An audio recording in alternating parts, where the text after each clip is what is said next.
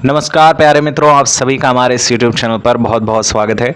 जैसा कि आप सभी लोग जान रहे हैं कि आपकी भर्ती परीक्षाएं अब कंडक्ट होने जा रही हैं 19 से 22 जुलाई के बीच में। पीआरटी एंड 6 to 8 के टीजीटी और पीजीटी के जितने साथी हैं उन सभी के लिए जिनके में भी आईएनएम आने वाला है 6 to 8 वालों के लिए तो 101% ये सारे क्वेश्चन छपने वाले में से हैं।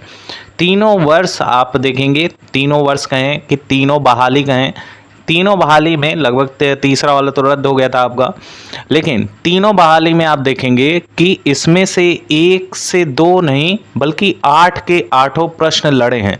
ये 25 क्वेश्चन आपकी ज़िंदगी बदल देंगे, आपके सिलेक्शन को 101% सिक्योर कर सकते हैं अगर आपने अपने सब्जेक्ट में महारत हासिल कर ली है। तो ये 8 प्रश्न, ये जो 25 प्रश्न की हम सीरीज ला रहे हैं इसमें से 8 प्रश्न फंसना बहुत मामूली बात है। अगर आप आईएनएम के ये क्वेश्चन कर लेते हैं तो 101% आपके 8 नंबर तो कहीं नहीं गए हैं। खासा तौर पे यहाँ पे बेस्ट स्ट्रेटजी भी आपको बताई जाएगी कि और बाकी जीएस के सब्जेक्ट्स के लिए क्या करें। आईएनएम मतलब इंडियन नेशनल मूवमेंट, आप में से कई लोगों को पता होगा, कई लोग को नहीं पता होगा, लेकिन ये सीरीज जीएस के 40 प्रश्नों में से आपके 8 प्रश्न 101% सिक्योर करने वाली में से है। आप लोग यहाँ पर देखिएगा, पहला क्वेश्चन आपको दिया जा रहा है, भारत छोड़ो आंदोलन के दौरान इनमें से कौन हजारीबाग जेल से फरार हुआ।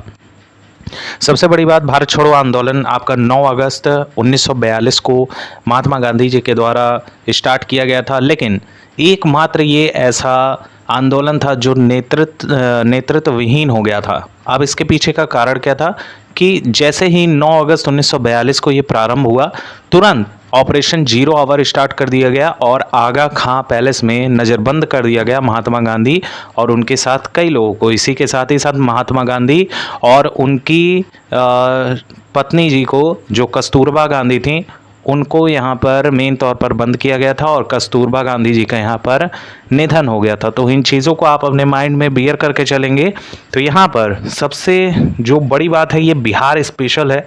बिहार को भी यहाँ पर टारगेट किया गया और बिहार ही टारगेट होना चाहिए अगर आप आईएनएम के 8 के 8 प्रश्न लड़ाना चाहते हैं। यहाँ देखिए तो भारत छोड़ो आंदोलन के दौरान इनमें से कौन हजारीबाग जेल से फरार हुआ, तो ये जयप्रकाश नारायण जी थे, जिन्हें जो है हजारीबाग जेल में रखा गया था और उसके बाद यहाँ पर ये फरार हो जाते हैं। और यहाँ पर 2022 में आप देखिए बीपीएससी के द्वारा 2022, आप सभी लोग जान रहे हैं बीपीएससी का अपना एक क्वेश्चन बैंक है और ये क्वेश्चन लड़ा हुआ भी है, टीआरई में भी ऐसे क्वेश्चन पूछे गए हैं।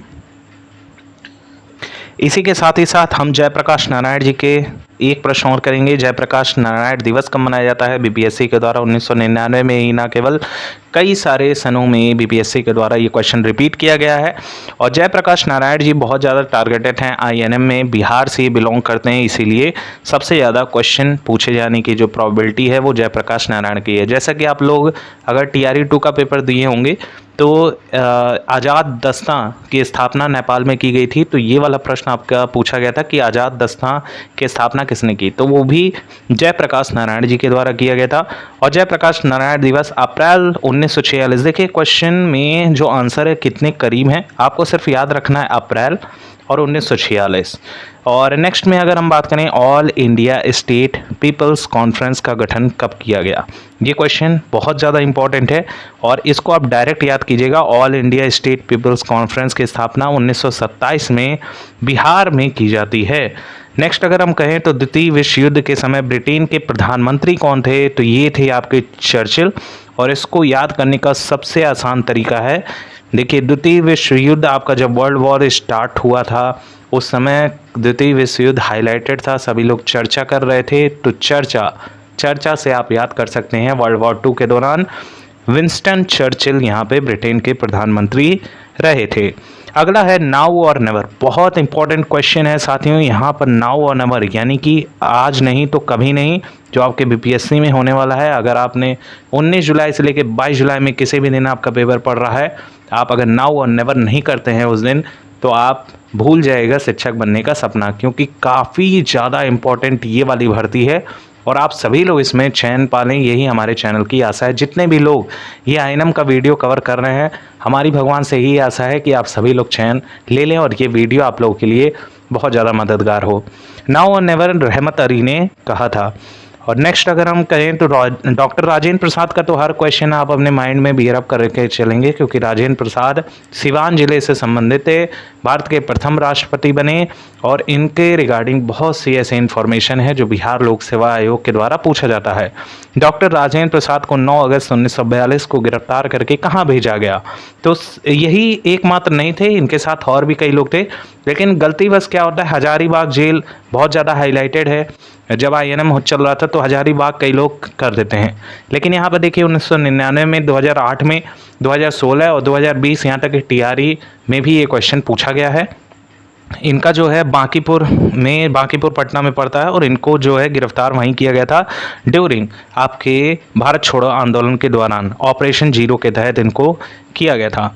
7 दिसंबर 1942 को श्री याग्वेंद्र शुक्ल कहाँ लाए गए? तो ये बहुत ज़्यादा इंपॉर्टेंट है, BPSC के द्वारा बार बार ये क्वेश्चन पूछा जा रहा है और ये यहाँ पर सही आंसर इसका नहीं था, जिसकी वजह से आप यहाँ पर देख सकते हैं, किंतु मुजफ्फरपुर में गिरफ्तार कर लिए गए तथा बक्सर जेल में ये लाए गए थे। तो याद करके चलेंगे कि यहाँ बक्सर जेल में याग्वेंद्र शुक्ल को लाया गया था। अगला क्वेश्चन यहाँ पर हाईलाइट कर देते हैं हम, भारत छोड़ो आंदोलन के दौरान इनमें से कौन हजारीबाग जेल से फरार हुआ? तो ये क्वेश्चन अभी हमने किया है, आप सभी लोग जान रहे हैं, इसको साइड में रखते हैं। 9 अगस्त 1942 को जिन दो नेताओं हजारीबाग को गिरफ्तार किया गया, देखिए हजारीबाग में, अब आप सोचेंगे कि यहाँ पर जयप्रकाश नारायण सिंह कर देंगे और सुखलाल कर देंगे, बल्कि ये ऑप्शन गलत है। यहाँ पे आप डायरेक्ट याद कीजिएगा शिव कुमार और राम जी। देखिए शिव और राम हमारे आराध्य हैं, हमारे भगवान हैं, तो यहाँ पे आप डायरेक्ट इसको कनेक्ट कर सकते हैं कि शिव कुमार एंड रामानंद जी को यहाँ पर हजारीबाग में गिरफ्तार किया गया था।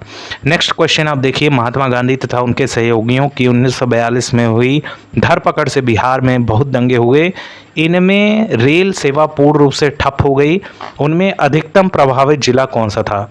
सबसे ज़्यादा जो प्रभावित जिला था वो पटना था, ये ध्यान में रखिएगा। ये क्वेश्चन बार बार छपने वाले में से हैं INM के, और INM ही आपका बहुत बड़ा रोल GS में निभाने वाला है, क्योंकि कई लोगों का GS में जो 8 क्वेश्चन मैथ से बनेंगे, 8 क्वेश्चन साइंस से, 8 क्वेश्चन आपके INM से, 8 क्वेश्चन आपके करंट अफेयर से बनेंगे एंड 8 क्वेश्चन आपके जियोग्राफी से बनेंगे। तो सभी के सारे सब्जेक्ट का सही नहीं होते हैं, किसी का मैथ खराब होता है, किसी का जियोग्राफी खराब होता है, लेकिन INM ऐसा आपका विषय है जो आसानी से आप कवर कर सकते हैं, केवल ये वीडियो देखने के देख के आप आराम से इसको कवर कर सकते हैं। और ये सीरीज़ हर रोज़ लाई जाएगी, तो चैनल को सब्सक्राइब करिएगा। वीडियो ज़्यादा से ज़्यादा लाइक होगा तभी अगली वीडियो हम पब्लिश करेंगे।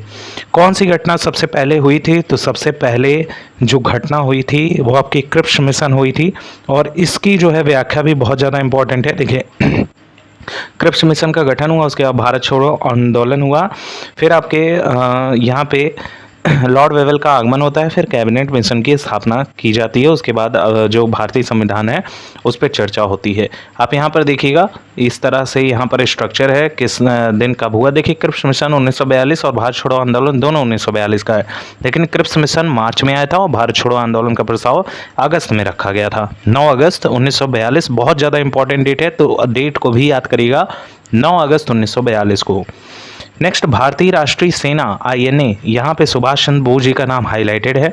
स्थापना किस वर्ष हुई थी? तो ये 1942 में हुई थी। रास बिहारी बोस ने टोक्यो में एक सम्मेलन का आयोजन किया, जिनमें भारतीय राष्ट्रीय सेना या आज़ाद हिंद फौज के गठन का निर्णय किया गया।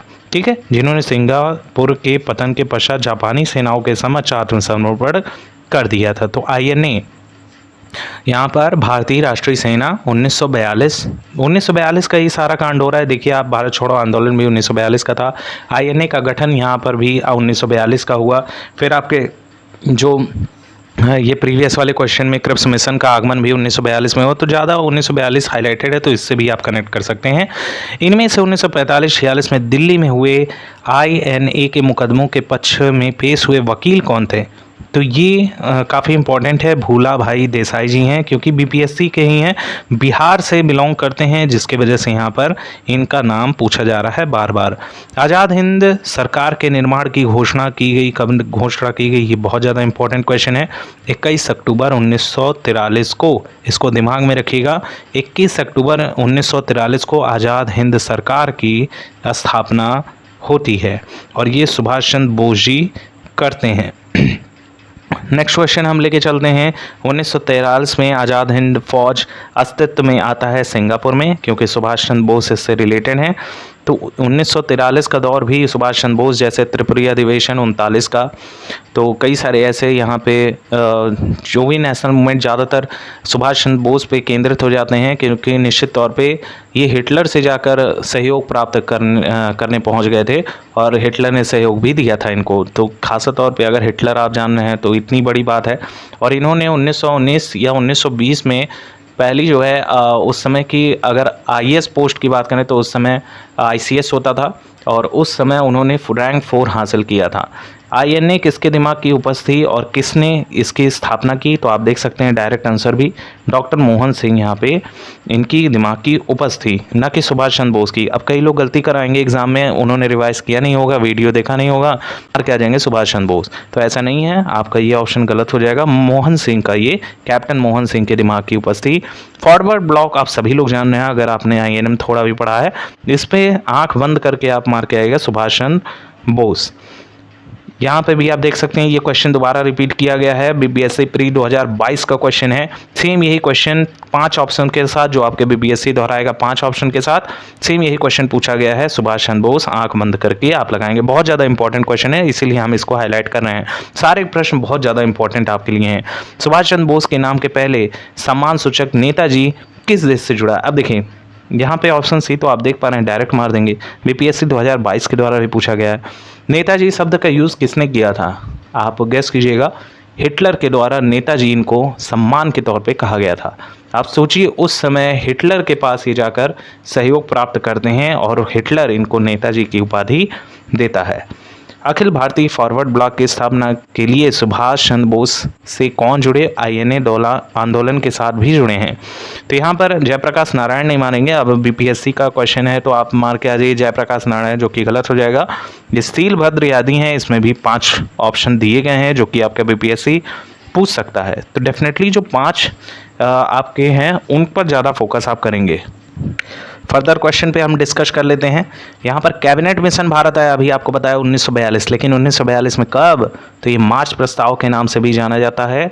और यहाँ पे अगर आप देखिए तो 24 मार्च 1946 को दिल्ली भारत में आया कैबिनेट मिशन।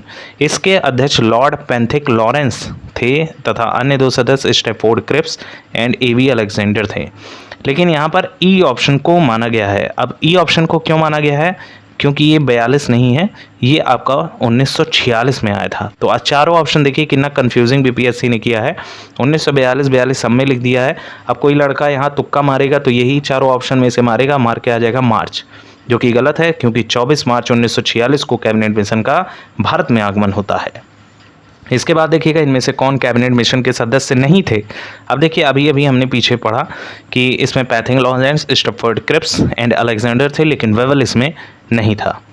नेक्स्ट अगर हम बात करें भारत के विभाजन के समय भारतीय राष्ट्रीय कांग्रेस का अध्यक्ष कौन था, तो भारतीय राष्ट्रीय कांग्रेस के अध्यक्ष की बात की जा रही है। ये ध्यान में दीजिएगा, सी राजागोपाली कई लोग मार देंगे, जो कि गलत है। यहाँ पर राष्ट्रीय कांग्रेस का अध्यक्ष पूछा जा रहा है, न कि पहला वायसराय स्वतंत्रता के बाद का पूछा जा रहा है।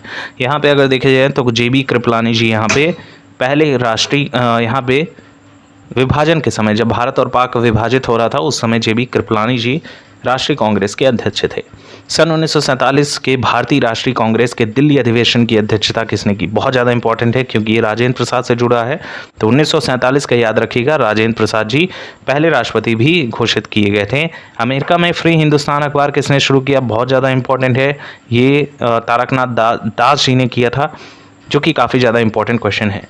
निम्नलिखित में से किस अखबार का प्रकाशन पटना से होता था? तो ये इंडियन नेशन का होता था, दरभंगा के महाराजा कामेश्वर सिंह। बहुत ज़्यादा इंपॉर्टेंट है क्योंकि बिहार से ये रिलेटेड है, और यहाँ पे आईएनएम के जितने भी बिहार वाले हैं वो इस चीज़ को 101% दिमाग में रखिएगा। आपका सिलेक्शन होने से कोई रोक नहीं सकता है। ये जो सीरीज़ है ये आपके लिए रामबाण साबित होने वाली है।